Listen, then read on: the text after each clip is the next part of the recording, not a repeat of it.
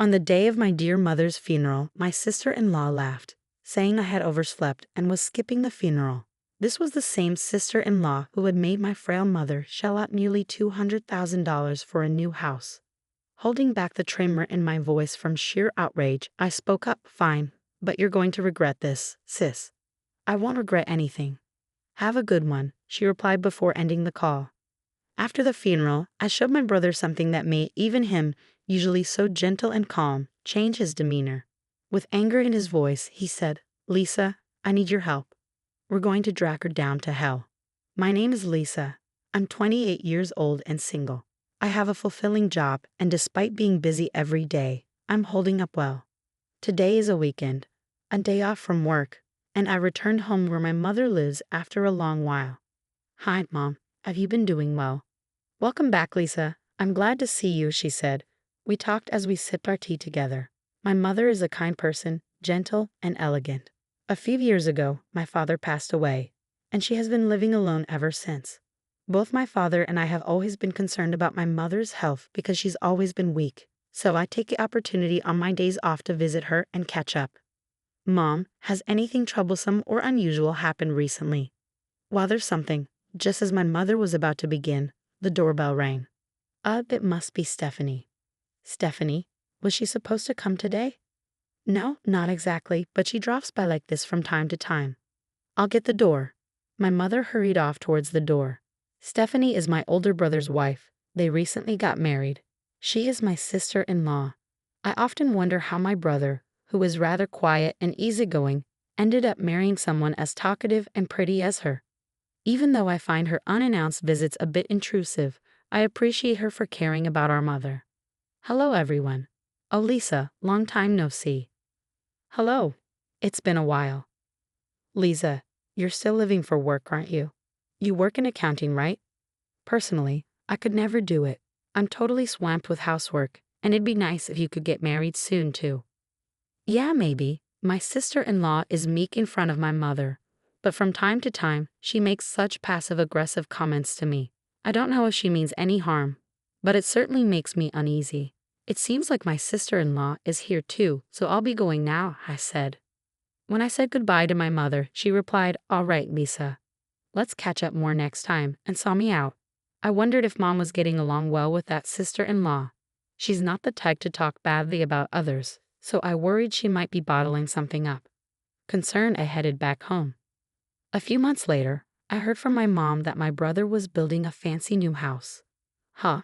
My brother has a decent income, but he's not exactly rich, right? And my sister-in-law is a full-time homemaker. How are they able to build such a house? Well, I actually helped him out a bit with some money from your father's inheritance. How much do you mean by a bit? About $20,000, I suppose. 20K. Mom, are you out of your mind? I let out a loud voice of surprise. My brother and I were raised by our late father to be independent once we reached adulthood, so I couldn't comprehend why my mom would give away such a large sum of money. Well, Stephanie, your sister-in-law, came over almost every week begging for help, so I just... And besides, Andrew and Stephanie promised to take care of me since we'll be living together. I couldn't turn them down. Well, if you're okay with it, Mom. But are you sure you're not overdoing it? No, not at all. This will mean less worry and trouble for you, Lisa. I'm actually looking forward to this new life, Mom said with a smile. Later on, they built their house, and my brother, his wife, and Mom started living together. When I visited to bring the housewarming gift, I was taken aback by the luxurious house with its modern-style kitchen and bathroom, expensive-looking interior with pure wood, and spacious backyard. There was no way my brother could afford all this on his own. My sister-in-law proudly showed me around the house, and once the tour was over, I quietly spoke to my brother. Congrats on your new house, Andrew. Please take good care of Mom. Thanks, Lisa. Don't worry. Stephanie will look after Mom while I'm at work. I felt bad about Mom offering to contribute, but we're going to make sure she's even happier from now on. It seemed my brother didn't know that his wife had repeatedly visited our mom to beg for money for the new house. I find him to be a good and kind person, but his obliviousness worries me at times. All right, just make sure to take care of her. You too. Leave Mom to us and focus on your work. Don't bring up work. Oh right, sorry. After finishing our conversation, I gifted him an envelope with some cash and a standing clock. This clock also helps monitor health, so please place it somewhere visible in the living room. Thanks. This clock is pretty high-tech, huh? But it could be good for Mom, and it looks stylish. Let's put it here.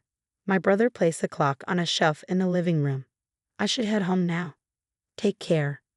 My sister-in-law was busy on the phone in another room, and I left the grand house with my mother and brother seeing me off. Half a year since then, my mom, who had been a concern, seemed to be getting along well with my brother and his wife, and I was able to focus on my work, thinking these days would continue until I heard the news of my mom's passing. When my brother returned from work, he found that our mother had stopped breathing. It seemed she had passed away alone in her room. The doctors at the hospital explained that her pre-existing heart condition, exacerbated by overwork, was the likely cause of death. Mom? Why all of a sudden? Mom, I wish I had come home earlier. I'm sorry. My brother and I clung to our now lifeless mother, tears streaming down our faces. My sister-in-law Stephanie wasn't present at the scene. Brother, wasn't Stephanie supposed to be at home? And what do they mean by overwork? Stephanie wasn't home then. As for overwork, I don't know either. Stephanie handled all the household chores, so it doesn't make any sense. My brother seemed confused as well. Despite feeling uneasy, I spoke up. Well, first we need to arrange our mother's wake and funeral. You'll probably be the chief mourner, Andrew. You're right. Lisa, can you help me? So my brother and I began frantically preparing for the memorial service. It was overwhelming, the number of preparations we had to make for my mother's funeral, from finding a venue to deciding on the plan and contacting people. Somehow, we managed to finish the wake, and the next day was the day of the funeral. While my brother and I busily attended to our visitors, my sister-in-law was idly sitting around, doing nothing. Stephanie didn't help, nor did she shed a tear. Despite my growing frustration with her, the bustle of the event prevented me from confronting her. Andrew, tomorrow is the funeral, and as the chief mourner, you're going to be really busy.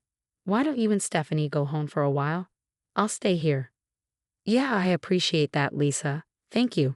My brother and Stephanie left together. After they left, I took out my work laptop in the now empty room and began to work. Throughout the night, I barely slept. The next morning, the day of the funeral was scheduled to start at 10 a.m. I met up with my brother at 6 a.m. to prepare. We were overwhelmed with preparations, checking the eulogy my brother had written as the chief mourner, meeting with the funeral director, and so on. My brother had said that Stephanie would come later when it was time for the funeral. Then, around 9:30 a.m., I received a call from Stephanie. Hello, Lisa. I'm calling because Andrew wouldn't pick up his phone. Okay, and? I just woke up. I overslept. I won't be able to make it to the funeral. Struggling to keep my voice steady without rage, I managed to respond. All right, but you might regret it. You know, Stephanie. I don't think so. Anyway, I know you're busy, but hang in there. Stephanie hung up. Hey, was that Stephanie just now? My brother approached and asked. Yeah, she overslept and said she's not coming today. Huh? What on earth is she saying? It's our mother's funeral. Just focus on the funeral, Andrew. I have something to show you afterward. Somehow, we managed to get through the funeral together. My brother and I paid our respects to our mother's remains.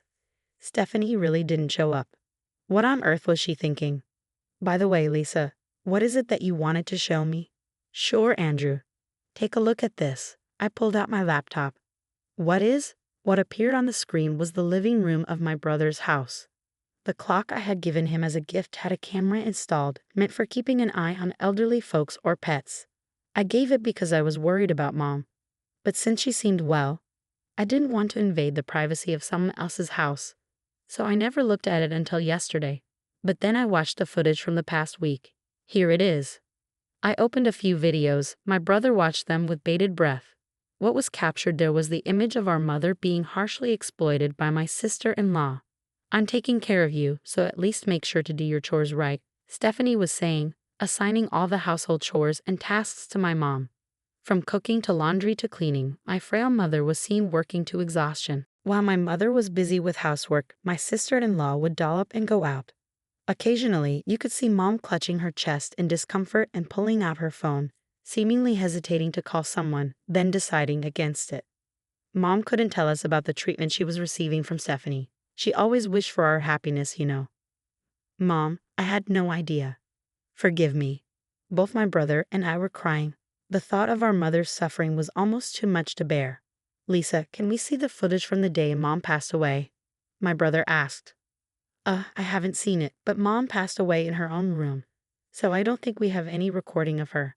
As I said that, I set the recorded footage to the date our mother passed away.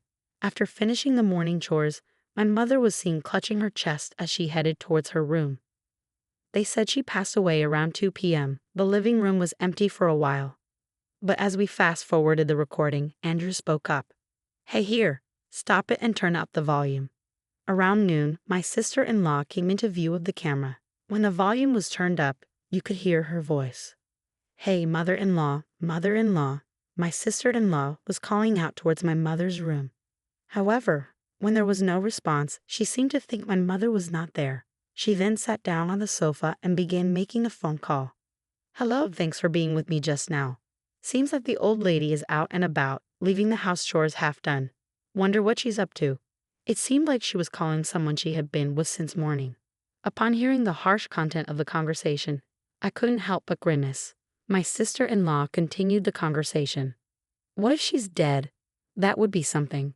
But then again, I could skip the funeral and maybe go on a trip with Daniel. I mean, opportunities like these don't come around very often. My brother and I stared in disbelief. The person on the other end of the line was my sister-in-law's lover. Wouldn't it be nice if that really happened?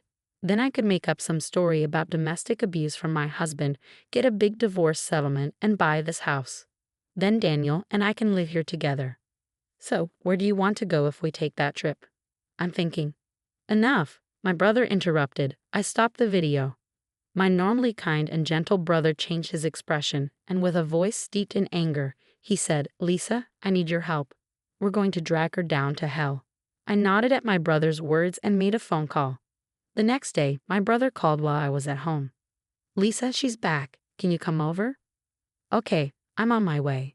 I immediately headed to my brother's house. Why, hello there, Lisa.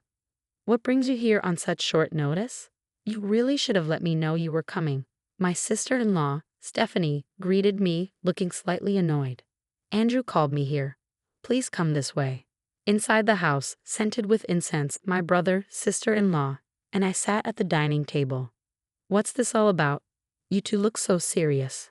I do feel bad about missing the funeral, Stephanie said in her usual tone.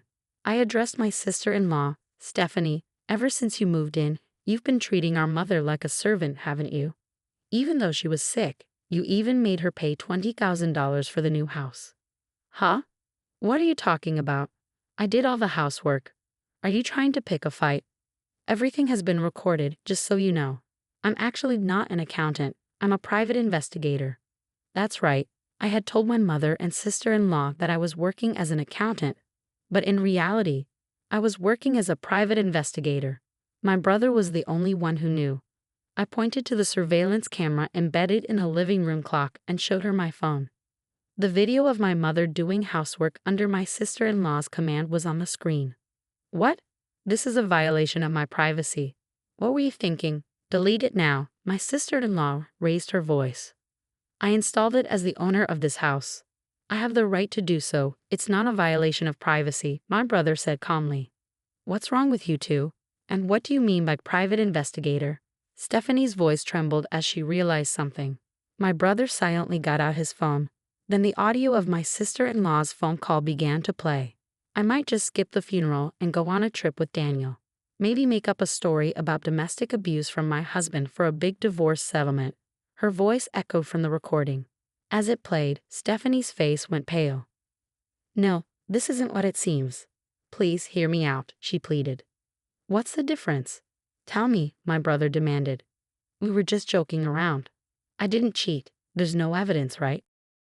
But there is. I spread out several pictures on the table, images of her coming out of a nearby resort with a man, being intimate in their car, and even entering a hotel on their way back, a clear evidence of cheating. What? What's this? How did you get these? You told him over the phone, didn't you? About where you wanted to go on your trip and how you wanted to spend the night together with him. I had someone in our company take these photos immediately. How could you do such a thing during our mother's funeral? As I spoke calmly, my sister-in-law began to lose her temper. Oh, enough. What's wrong with you all? My brother said, there's no way we can stay married after this, Stephanie. We're getting a divorce. But I'm going to take plenty of alimony, and you're going to have to move out of this house. Excuse me, my brother and I exchanged a glance. What on earth are you talking about? I mean, when people get divorced, the wife receives alimony, right? Now hurry up and give me my money. That's not true. Since you cheated, you're the guilty party, and you're the one who will have to pay compensation to my brother. What? Obviously, you're a bigger fool than I thought. Pitiful. Just like Lisa said, I'm going to demand alimony from you and from your lover too. What? Stephanie's face turned red with fury. Besides, it's for me to tell you to leave. Don't ever come back. No, this must be a lie. I handed the return suitcase to my sister-in-law, who just stood there speechless, and chased her down to the entrance. After closing the door, I gently patted my downcast brother's shoulder. 6 months later, my brother's divorce from my former sister-in-law was finalized. She took it to mediation, but it seemed that mediators all frowned upon seeing the evidence my brother had gathered. It also turned out that she had been squandering the money from their joint bank account, so I heard from my brother that he was able to divorce her with almost no division of assets. After that, just as he had declared, my brother claimed alimony from his ex-wife and her lover. The lover, who intended on moving in with Stephanie with a large sum of alimony from Andrew, was infuriated by the alimony claim and immediately dumped my ex-sister-in-law. Having nowhere to live and dumped by her lover, my former sister-in-law is now said to be living alone in an old apartment working part-time. My brother was depressed for a while. He sold the house and, saying he had had enough of marriage, now lives alone. Seeing my brother looking so lonely, I'm thinking of introducing him to a kind woman I recently met through work. She is also a divorcee, so they might be able to relate to each other easily. With those thoughts in mind, I head out and work hard again today.